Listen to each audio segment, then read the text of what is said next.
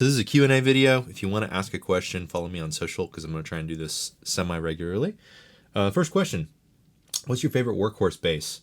Great question. I think I'm going to go with this Nash Jazz Bass.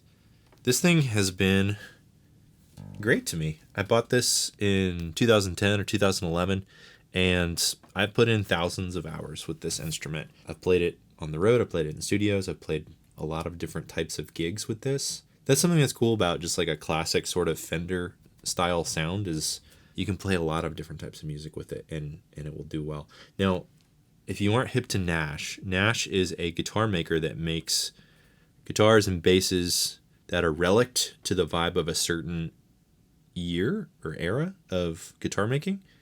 So this, for example, is like a early 60s jazz bass. I couldn't go out and buy an early 60s jazz bass just because they're so expensive. But I could buy a Nash, and I think this is the closest to the real thing you can get, or at least that I've come across without actually being a vintage Fender. I've been really happy with this bass. Now, I will say I've played a number of Nash basses, and not all of them have been awesome. I have found that the older ones seem to be better. Not to say that a new one wouldn't be great, but I would encourage you to try it first, not buying it sight unseen. This one was made in 2009, and this is probably my favorite one that I've come across. Check it out.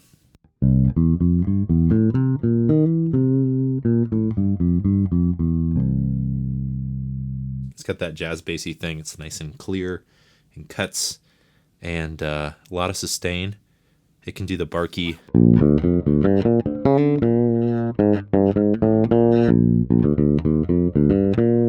It's a really punchy instrument, and like I said, it's really reliable. It's never really let me down. So in terms of a workhorse, can't really go wrong with this. I have a 66 P bass that's my true love instrument, but I don't want to fly with that. I don't want to take that into a smoky bar that is in a questionable part of town. I would be really upset if I lost that bass. And I believe that vintage instruments, they need to be played. You need to get out and play with them, but I wouldn't take that to just any gig. Whereas I could take something like this, still get the sound that I want and the feel that I want. I think this is a great option. So if you're a musician that's looking to get started with your career without having to spend a ton of money and you like that vintage style and look and vibe, check Nash out because this one has been great to me. All right, so next question. Any tips for a guitarist needing to cover bass for a session? And also, too, before I answer that question, I do have to remind you, I have a bass course. The link to that is in the description. If you want to help this channel, that's the number one way that you can help me out. It's by checking that out and also by subscribing, because a lot of the folks that watch these videos aren't actually subscribed. And believe it or not, it actually really helps me out if you actually hit the button. So check out the course and please subscribe if you haven't. So the question, any tips for a guitarist needing to cover bass for a session? A few things come to mind. I would say mind how long you let the notes ring. I feel like this is a stereotype, but I feel like guitar players are used to playing big chords that go a long way. But it can be cool to mute your notes. Let a note, instead of letting a note ring out a long time, cut it short. You can change the feeling of the groove by changing the duration of the notes. So I'd say mind your note duration. I would say you want some saturation, but be careful because the saturation that might work well for guitar might not work as well for bass, because sometimes when you saturate a signal, you can lose low end. So you want to be careful with your approach to tone and saturation with bass, but I do think a little bit will help you sit in the mix without having to be quite as loud. You want to give that option to an engineer. So be careful about how you approach saturation as a bass player if you're coming from guitar. It's important and it can be helpful, but it can also be treacherous if you do it poorly. Another thing I would say is listen to the kick drum. Really listen to everything that the drummer's doing, and you want to try and come up with a part that is going to blend nicely with the drums. and that kick drum is the heartbeat of the music. So you don't necessarily have to match it exactly, but you should be aware of what's going on. So definitely be listening to the drums and really trying to hone in on that heartbeat of the music. And then another thing is, I would say, try and mute the notes that you aren't playing. So if you're playing this D here on the 5th fret of the A string, notice how I got my thumb on the E string, and then I'm using my index finger, the fleshy part of it, to mute these other two strings, the D and the G string. So the rule that I like to use is, anytime you're playing a note, you want to make sure all the other strings are being muted, and that's going to help really clean up your sound. It's going to help make sure that you don't get any sort of unwanted rumble coming through the speakers. And I think those sort of things, when you're recording, become especially important, because any little problem or mistake or poor tone or sloppiness is going to get highlighted. So that's another thing I would say, is try and mute the strings that you're not playing. I would encourage you to be okay with simple ideas and to listen for the holes in the music. Another thing I would say is, sometimes the best thing you can do as a bass player is just play a big long note that rings out. There might not be space for you to do something flashy or interesting. You want to listen to the other band members, the other musical parts, and try and come up with something that will complement them and give them space. So that might be something simple. So don't be afraid of a big long whole note, or maybe even not playing part of the time. And then when you do come in with the bass, it makes the music feel really full. Those are a few things I would say to the guitar player filling in on bass. What are some things I didn't say? Feel free to chime in below. And also, the Nash thing I was saying earlier. If you have a Nash that's newer than 2009, chime in. Do you love it? Is it great, or is it not as good?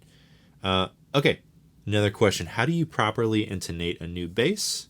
Would be great to learn. I actually did a video all about that, so I'm going to put one of those things up here so you can go watch that. If you don't know how to intonate your bass properly, there's a good chance your intonation is off. And that means when you play a note down here that's in tune, you might play a note up here and it would be out of tune. What you want is for every note on the neck to sound in tune. So really easy.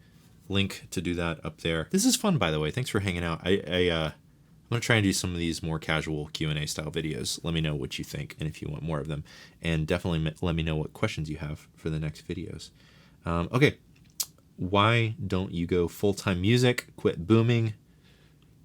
For those of you that care, I'm not a full-time musician right now. I used to be a full-time musician. I was a full-time musician from 2010 to 2019-ish. And the reason for that, the reason I stopped, is because I hurt my hand really bad. I hurt this thumb, and I got to a place where I couldn't play as well. I still can't play quite as well as I used to be able to play, technically speaking. And I was doing a lot of these gigs where I'd have to play 3 or 5 hours. So in a weekend, I might do 3 or 4 of those gigs. And it was just really painful for me with my injury to be able to play music that long. And music was becoming really stressful to me because it was painful to pay my bills. And I felt that I was stuck with my progress, and I couldn't. The more I play, the more it hurts. And that was hard. I'm going to talk more about that at some point in another video. But that's why I started booming. So I'm a boom operator. I work in the film industry. I do sound for movies. So I'm the person holding the microphone over the actors while they're acting. And the reason I like doing that is it gives me freedom, where I can do that for my living, and then I can be selective with the music and the gigs and the bands that I play with instead of having to say yes to everything. So the reason I don't do full-time music is because I actually find a lot more freedom and creative fulfillment with music now than when I was doing it full-time. And I don't have to be in pain to make my living. So I know that's a lot. Maybe that's kind of heavy, but you asked, that's where I'm at. I do want to talk more about dealing with an injury as a musician. I think that'd be something good to talk about at some point. Let me know if you're interested in that. Next question. How was your synth substitution received by your bandmates while your hand was injured? Okay, so in light of that last question, when I first hurt my hand, I had to stop playing bass for a while. And actually, I went to a hand doctor, and he said, I don't want you to play for like 3 months to try and really let your hand heal. And that was hard. And I had gigs booked. I had tours booked. So what was I going to do? Was I going to back out of these gigs? I actually learned all of the music on synth, and I played the same gig with my Moog Prodigy. And I actually did that for some music that probably wouldn't typically have a synth bass. Like I was playing with my friend Sam Birchfield, who's a Americana singer-songwriter. I told Sam, I was like, hey man, I can't play electric bass on your gig. Can I play synth? And we rehearsed it, and it worked out. So, received well by my bandmates, very supportive, cool people, and it helped me to learn synth and keyboards a little better. So I think if you're a bass player and you don't have some basic keyboard chops and some basic knowledge of synthesis, I think you should put some time into that, because actually I think learning keyboards and key bass informed my electric bass guitar playing, and it's also a tone and a texture that you can't get with this instrument. I mean, you can emulate it, but it's not the same thing. Even with pedals, it's not the same thing as a key synth, key bass synth. So I think it's worth learning. I think it's worth putting some time into, because you never know if you might get injured, or it's a good thing to have in your tool belt as a bass player. Next question.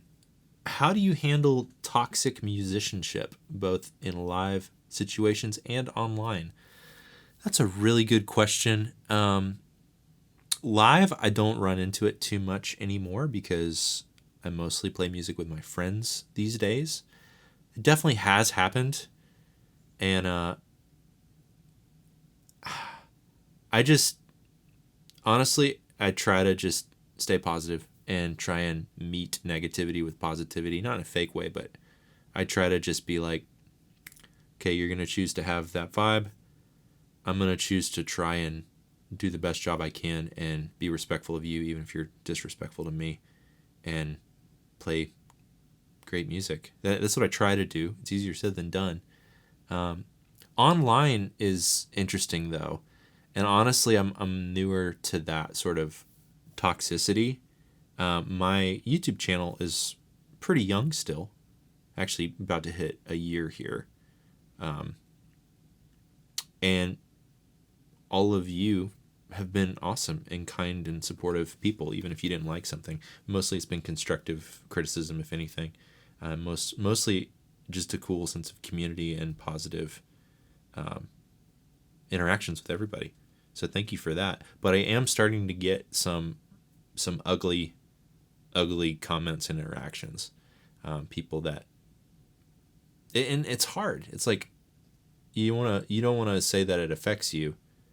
Like I had a video that I worked really hard on recently, and someone said a comment that they just went out of their way to be rude and condescending. What do you do with that? Do you ignore it? Do you reply? I don't want to lie and say it doesn't bother me, but it's part of the gig, I guess. Like if you're an online musician, you're going to get that. And I think what I try to do is I try to just remember that that's a real person. And there's a reason that they're doing that, and try and forgive them and just be cool with it. Easier said than done.